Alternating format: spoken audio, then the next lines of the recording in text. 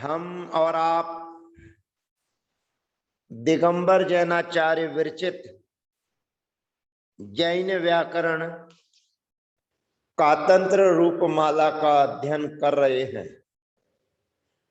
कातंत्र रूपमाला ग्रंथ 2 अध्यायों में समायोजित है, पूर्वार्ध और उत्तरार्ध।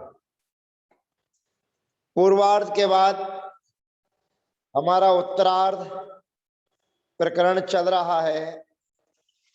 उत्तरार्ध भी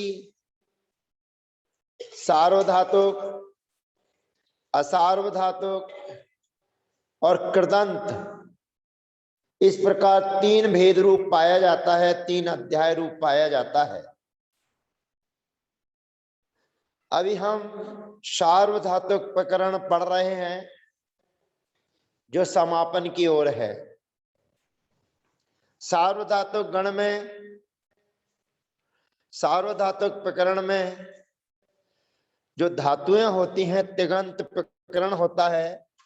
उन धातुओं को अनेक गण के हिसाब से, यानी कि 10 गण हैं, उन 10 गणों की धातुओं को वर्तमाना, सप्तमी, पंचमी, हेस्तनी, इन 4 विभक्तियों में चलाया जाता है। 8 गण हमारे पूर्ण हो चुके हैं, 9वां गण हम समापन की ओर चल रहा है। 9वें गण में ना क्रियादेह सूत्र से ना विकरण होता है। अन्विकरण कर्तरी से अन्विकरण की प्राप्ति रहती है, परंतु क्रियादि गण की धातुओं से ना विकरण होता है। क्री द्रव्य विनिमय हमारी सर्वप्रथम पहली धातु थी जिससे हम क्रियादि गण को शुरुआत किया। क्री धातु वो डुक्रिय करने थी जिसमें कामे रिरी रहती है, और जो डुक्रिय द्रव्य विनिमय है, द्रव्य का आदान प्रदान परिवर्तन, इसमें कामे रावी है और दीर्घ ई है, यानी कि रिरी नहीं है स्वर। उसमें और इसमें अंतर अपने को समझना है। अब हम नई प्रक्रिया में चालू हो रहे हैं। पुए पवने धातु हमारे बीच में आई है, पवित्र करना। इसी से बनता है पुनाति, जो पवित्र करता है वह कहलाता है पुण्य। पुण्य शब्द भी इसे पुए पवने धातु से बनता है, जो पवित्र करे सो पुण्य। तो पुए पवने धातु से चिन्ह जो आपको दिख रहा है, वो अनुबंध को जब प्राप्त होता है तो धातु उभय पदी हो जाती है। यहाँ का अनुबंध जिन धातुओं में होता है वे धातुएं उभय पदी कहलाती हैं। अतः पुए पवने धातु उभय पदी है, और उभय पदी धातु से हमने वर्तमाना में ती विभक्ति लेके आए हैं परस्मै पद की विवक्षा में, और ती प्रत्यय के लाने पर पू धन ती अनविकरण कर्तरी सूत्र की प्राप्ति है, परंतु सूत्र हमारे बीच में आता है ना क्रियादे। क्रियादि गण की धातुओं से ना विकरण होता है, वो हमने ना विकरण कर लिया है।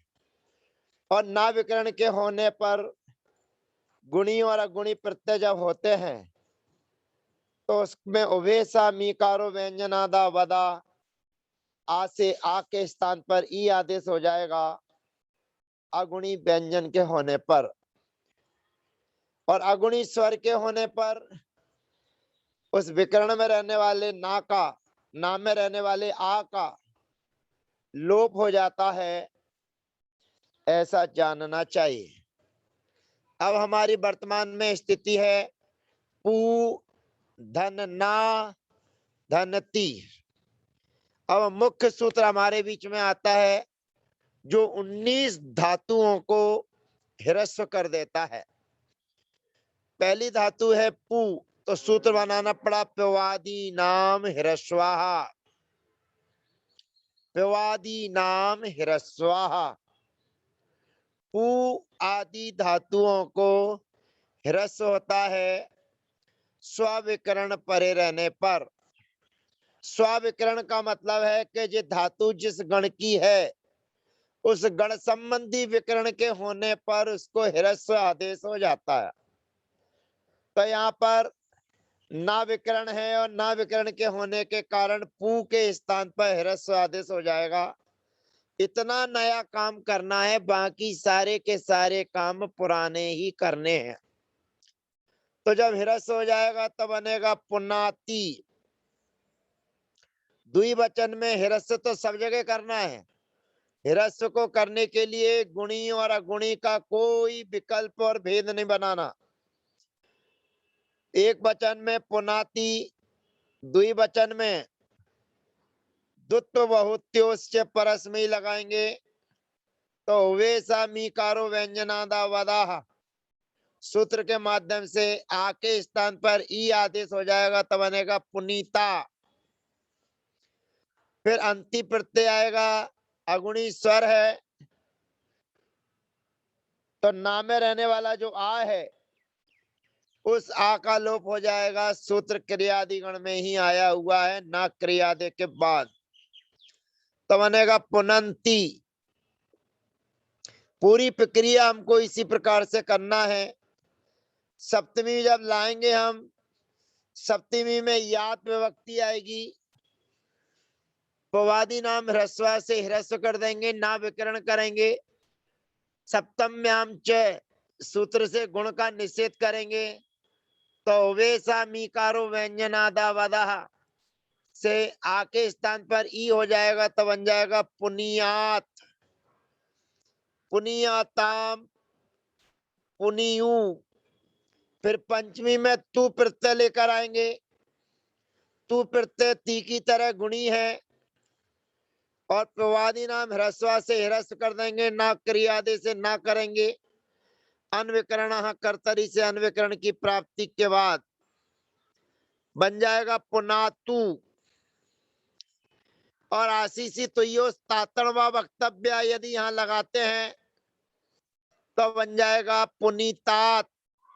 तातण प्रत्यय में न नकारानुबंध चक्रीय तयो से अगुण होता है और अगुण होने पर उवेसा मीकारा व्यंजनादा वदो, उससे आके स्थान पर ई हो जाएगा तो बनेगा पुनीतात।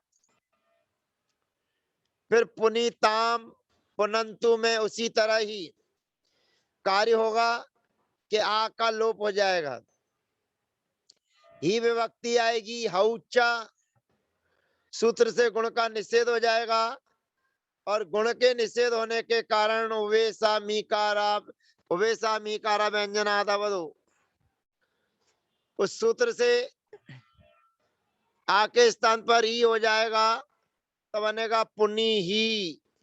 फिर आशीषी तुयो तातणवा वक्तव्य लगाएंगे तो पुनीतात, पुनीतम, पुनीत।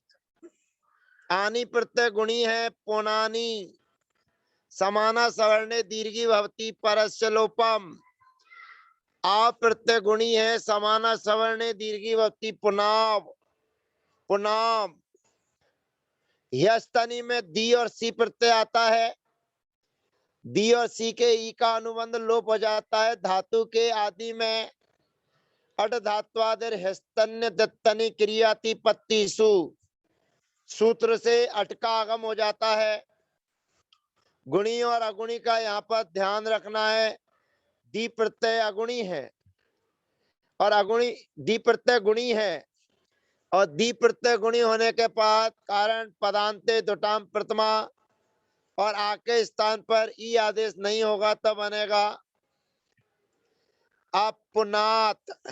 अपुनात प्रवादी नाम ह्रस्व तो लगते ही रहेगा और ताम प्रत्यय लेकर आएंगे तो वेसा मीकारा व्यंजनादा वदो सूत्र से आके स्थान पर ही द्वित्व बहुत्योश्च से गुण का निषेध अपुनीताम। अन लाएंगे तो आ का लोप हो जाएगा अपुनन। फिर सी विभक्ति लाएंगे, साकार रेप सोर विसर्ज्य हो जाएगा, सी के ई का अनुबंध लोप और साकार रसकारी और विसृष्टा अपुनाह, फिर अपुनीतम अपुनित, फिर अम विभक्ति लाएंगे। अम विभक्ति गुणी है और गुणी होने के कारण समाना सवर्ण दीर्घी भवती परस्य लोपम अपुनाम। फिर वा और मा प्रत्यय आएगा।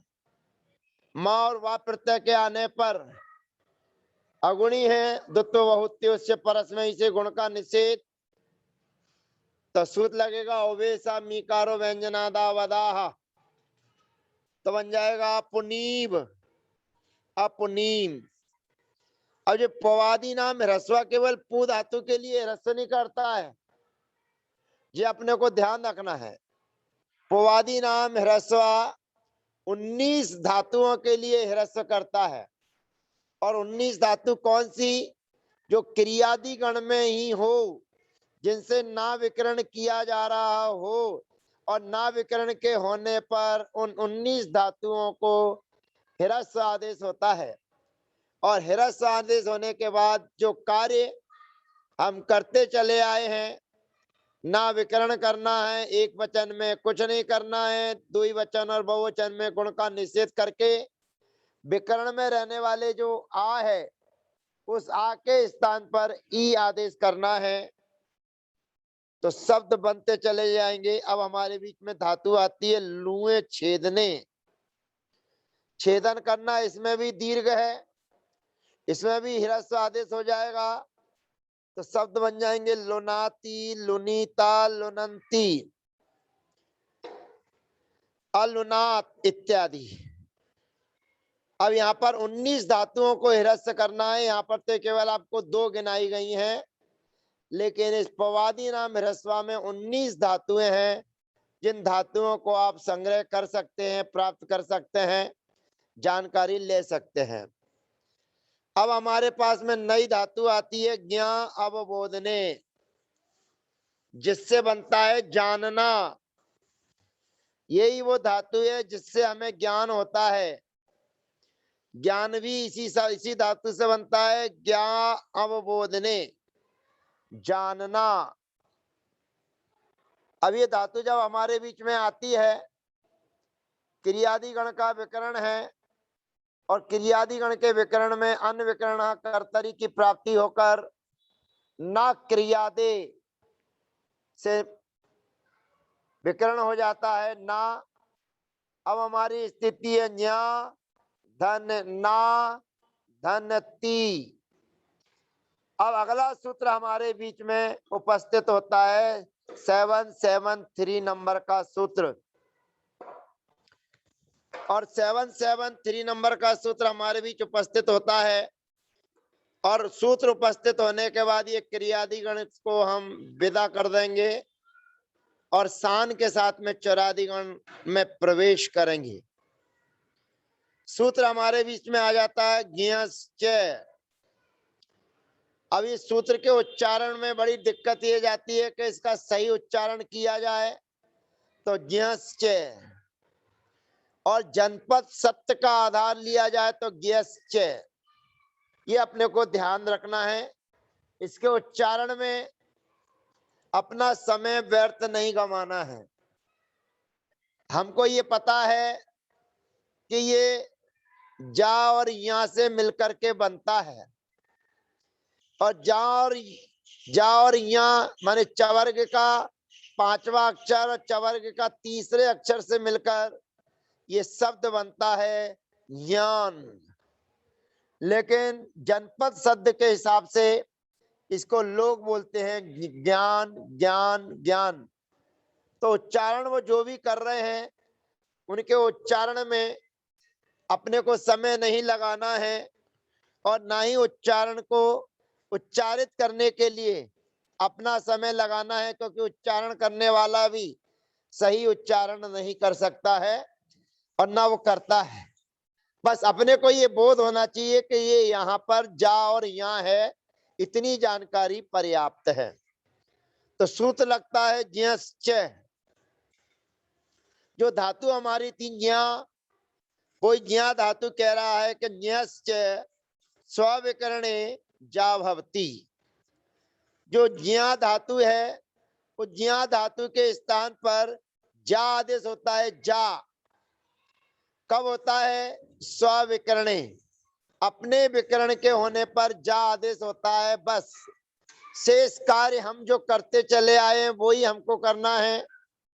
गुणी में कुछ नहीं करना। अगुणी जब आएंगे तो वे सामीकारो व्यंजनादा वदा करना है।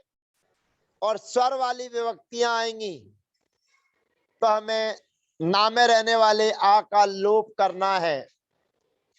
तो ज्ञा के स्थान पर पूरा जा आदेश हो जाता है स्वर सहित। स्वर दीर्घ स्वर सहित ज्ञा के स्थान पर जा आदेश होता है। और ना विकरण था ही हमारा, तो पिन जाएगा जानाती। ध्यान रखना है ये जानाती में धातु कौन सी है, ये चीज अपने को ध्यान रखनी है। जब कक्षा के समय पूछा जाता है तो यही पूछा जाएगा ये जानाती कैसे बना। उस समय अपने को ये सूत्र पता होना चाहिए ज्ञश्च, कि ज्ञश्च सूत्र कहता है कि ज्ञा के स्थान पर जा आदेश होता है। बस बन जाएगा जानाती। आगे अन्य विभक्तियां आती जाएंगी। अगुणी विभक्ति आएंगी। तुत्व से परस्मय से अगुणी करेंगे तो वे सामीकारो व्यंजनादा वदाह जानीता। अंतिम में आ का लोप जानंती। सप्तमी में जानियात। सप्तम्याम जैसे गुण का निषेध। और पंचमी में जानातु। आशीषी तुयो तातणवा वक्तव्य लगा देंगे तो जानी तात। ही विभक्ति में जानी ही और आशीषी तुयो तातणवा लगा देंगे तो जानी तात। और ह्यस्तनी में जाएंगे तो आज अजानात। अजानात द्विवचन में वे सामीकारो व्यंजनादा लगा देंगे तो अजानीताम। और अन स्वर वाली अगुणी विभक्ति आने पर ना में रहने वाला जो आ है उसका लोप हो जाएगा। और व्यंजन वस्वरम परवर्णम नयेत लगाएंगे तो वह जुड़ जाएगा, तो बनेगा अजानन अजानन अजानन। इस प्रकार से आज हम 9वें गण को पार कर चुके हैं, यानी क्रियादि गण हमारा पूर्ण हो गया। 2 सूत्र जो हमने पढ़े हैं केवल पवादी नाम ह्रस्वा से हमें ह्रस्व करना है 19 धातुओं को। पुए पवने लुए छेदने इत्यादि 19 धातुओं को ह्रस्व करना है स्विकरण अपने विकरण के होने पर। और ह्रस्व होने पर शेष कार्य जो हम क्रियादि गण में करते आए हैं वही करना है। उसके बाद में ज्या अवबोधने धातु हमारे बीच में आई। उस धातु में ना विकरण आदि करके ये सूत्र आता है ज्ञश्च। इस ज्ञश्च सूत्र से पूरे ज्ञा के स्थान पर जा आदेश हो जाता है, शब्द सिद्धि हो जाती है। जानाती जानीता जानंती जानासी जानीथा जानीत जानामी जानीवा जानीमा। इस प्रकार से हमें वर्तमान सप्तमी पंचमी और ह्यस्तनी में अपने प्रयोग सिद्ध करना चाहिए। अब कल नए अंदाज में नई धातुओं के साथ नई प्रक्रिया के रूप में हम चौरादी गण की धातुओं को जानेंगे, सिद्ध करेंगे। और चौरादी गण की धातुओं को सिद्ध करने में हमें कुछ भी अपना नया दिमाग नहीं लगाना है। पुराना जो हमारा दिमाग है उस पुराने दिमाग को थोड़ा सा ठंडे पानी से धोकर आना है। और भुवादी गण के जो सूत्र लगते हैं बस वो भुवादी गण के पूरे सूत्र इस चौरादी गण की धातुओं में लगेंगे। इतना ही आपका काम है। तो अगले सत्र में मिलेंगे चौरादी गण के साथ जय जनेन्द्र, वंदना, सबको यथायोग अभिवादन।